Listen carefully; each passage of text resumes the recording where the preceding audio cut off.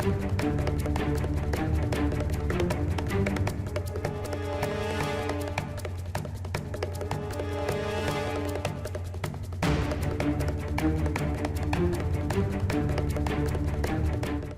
चरण के मतदान में कश्मीर की बारामूला लोकसभा सीट के साथ साथ लेह लद्दाख पार्लियामेंट्री कॉन्स्टिट्यूंसी पर भी आज मतदान हो रहा है।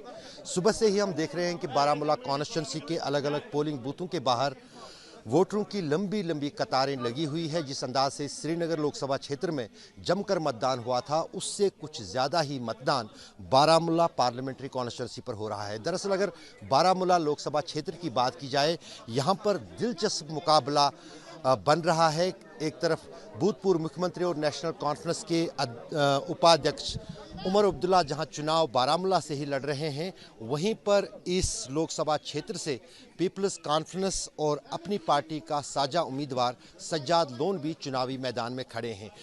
साथ ही साथ इंजीनियर रशीद, जो कि अवामी इत्तेहाद पार्टी के नेता हैं और तिहाड़ जेल में पिछले 5 साल से बंद है, उन्होंने भी बारामूला से अपना नामांकन भरा था और उनके बारामूला क्षेत्र से चुनाव लड़ने से ये लड़ाई अब तिकोनिया और काफ़ी दिलचस्प हो गई है।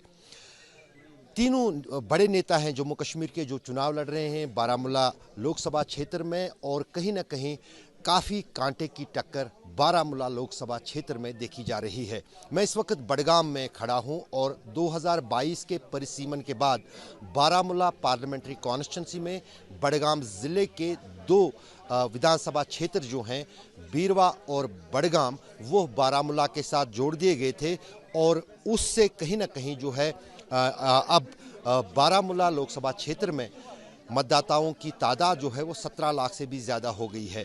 बडगाम पर सबसे ज़्यादा नज़रें जो हैं टिकी हुई हैं सभी उम्मीदवारों की, खासतौर से नेशनल कॉन्फ्रेंस की, क्योंकि श्रीनगर के जहां ये एक करीब है, वहीं पर जो श्रीनगर के नेशनल कॉन्फ्रेंस के उम्मीदवार आगा राहुल्ला है, वो यहीं बडगाम के रहने वाले हैं और यहीं पर वो मतदान करेंगे। जहां तक लद्दाख के पार्लियामेंट्री सीट की बात है, वहाँ पर जो है वहाँ पर भी जमकर मतदान हो रहा है। कुछ मतदाताओं से बात करेंगे, युवा कई सारे लोग हैं। आप मुझे अपना नाम बताइए। इम्तियाज़ अहमद। इम्तियाज़ साहब, आप मुझे ये बताइए, आप युवा लग रहे हैं, पहली बार वोट डाल रहे हैं? इससे पहले नहीं, इससे पहले भी डाला है। अच्छा, डाला है। तो किन मुद्दों पर मतदान कर रहे हैं आप? मुझे तो बहुत है, मगर इस मुद्दा है बीजेपी के खिलाफ वोट डालना। अच्छा, बस इसीलिए आप मतदान के लिए निकले? जी।